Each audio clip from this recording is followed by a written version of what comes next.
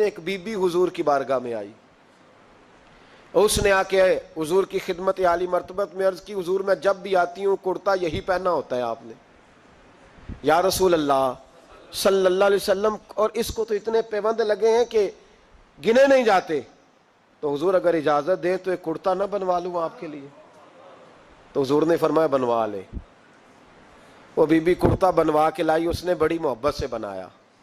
اس زمانے میں جو کوئی نقش و نگار ہوتے تھے اس نے سجائے اپنے انداز میں، اب اس نے پیار سے بنایا، محبت سے بنایا، یہ بھی باتیں صحیح ہیں۔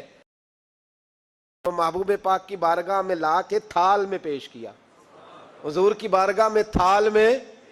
کچھ بندے زیادہ نیک ہو جاتے ہیں، سامنے والے کو پرہیزگاری کا مشورہ دیتے ہیں، کہتے کسی کو کوئی شے نہ لیا کرو، تو میں نے کہا اگر حضور لے لیں تو طلب کرنا منع ہے، لیکن قبول کرنا تو میرے مصطفیٰ کا طریقہ ہے۔ تو بھائی یہ ہمیں نہ اتنا ہی نیک بناؤ جتنا میرے رسول نے ہمیں بنایا ہے۔ دو قدم آگے بڑھ کے کچھ لوگ مشورے دیتے ہیں، یہ مشورہ درست نہیں۔ نبی پاک نے فرمایا تو کسی سے طلب نہ کر، لیکن اگر کوئی تیری طرف تحفہ بڑھائے تو اسے قبول کر، محبت میں اضافہ ہوگا۔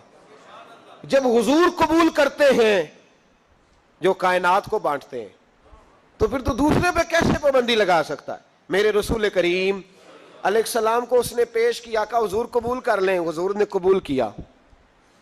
اب حضور اس کا چہرہ دیکھنے لگے، مسکرا کے فرمایا تیرا دل کرتا ہوگا میں پہن کے بھی دکھاؤں؟ بے خبر ہو جو غلاموں سے وہ آقا کیا ہے، تیرا دل کر رہا ہوگا پہن کے دکھاؤں؟ تو کہا حضور دل یہی کرتا ہے، میں ٹھہر میں پہن کے آیا۔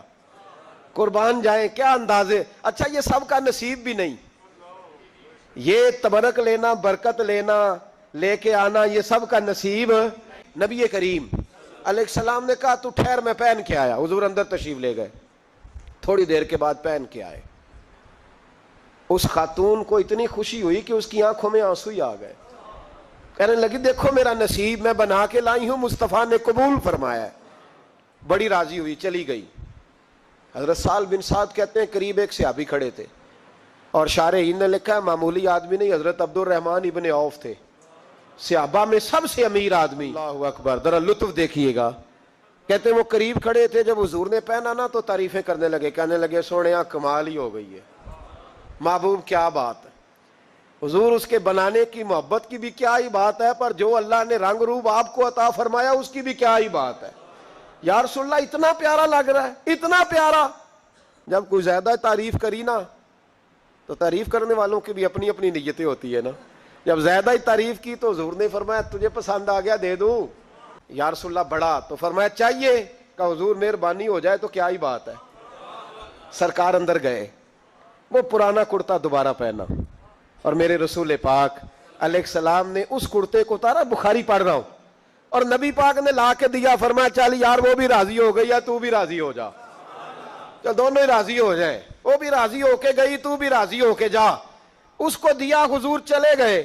صحابہ بعد میں اس صحابی کے پیچھے کہنے لگے یار تو تگڑا بندہ ہے، تجھے ضرورت ہی نہیں تھی، اور حضور علیہ السلام نے بڑی مشکل سے قبول کیا۔ حضور تو کسی کی طرف توجہ ہی نہیں کرتے، طلب ہی نہیں کرتے، اور اگر آج حضور نے قبول کیا اور اتنا پیارا لگا تو تجھ سے برداشت ہی نہیں ہوا، کس طرح کا آدمی ہے تو؟ جب لوگ اس کے گرد اکٹھے ہوئے تو حضرت عبد الرحمن ابن عوف کی آنکھوں میں آنسو آ گئے، کہنے لگے میرے بھولے دوستو تمہیں غلطی لگ گئی، تمہارا کیا خیال ہے میں نے ولیمے پہ پہننے کے لیے لیا ہے؟ تمہارا کیا خیال ہے شادی کی دعوت میں پہنوں گا؟ تم کیا سمجھتے ہو عید والے دن پہنوں گا؟